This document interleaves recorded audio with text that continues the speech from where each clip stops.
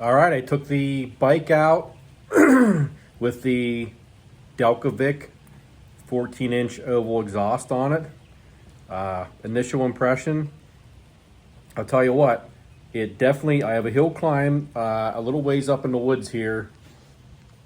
It's about an 80-yard run, and I took the bike up prior to the pipe, second gear.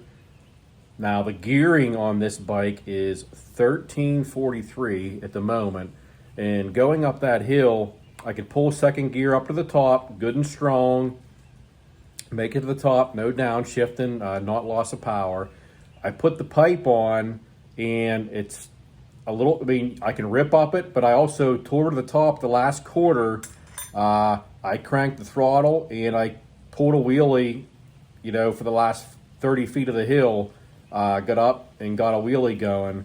So it's definitely a big improvement. And even for going over a couple roots and some small logs up here, blipping the low end throttle, it definitely gave it a little more low end for getting that front end up whenever you're going over any obstacles.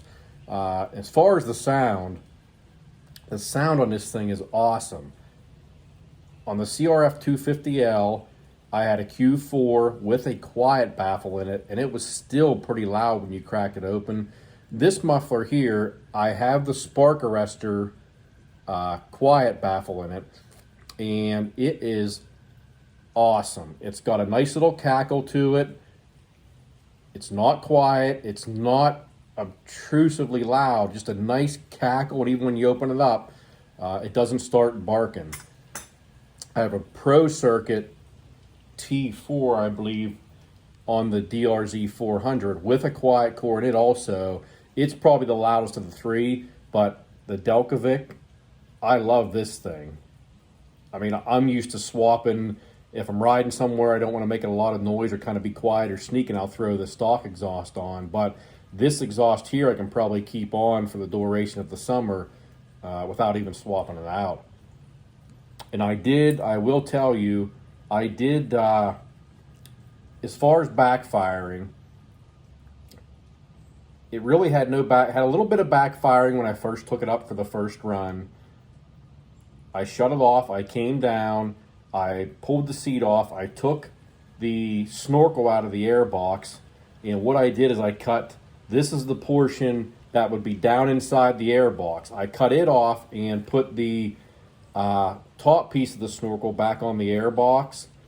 I took it back up and basically now there is no popping or backfiring. You get a little bit of a back pressure cough, which you had from the stock exhaust every now and then would just give a little puff or like a cough.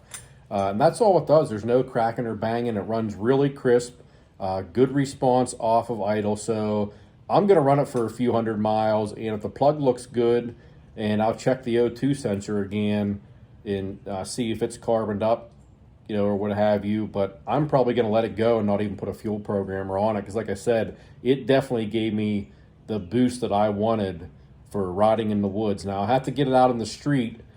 This thing stock falls pretty flat in the top end once you get wound out, so I'm going to see if it maybe helps in the top end and gives it a little more push in the top end. But we'll see. We'll try that here in a little bit tomorrow. It's actually raining out now. I did get it up in to test it on the hill and see if it had some more pulling power. But so you can see it in the background. It looks good.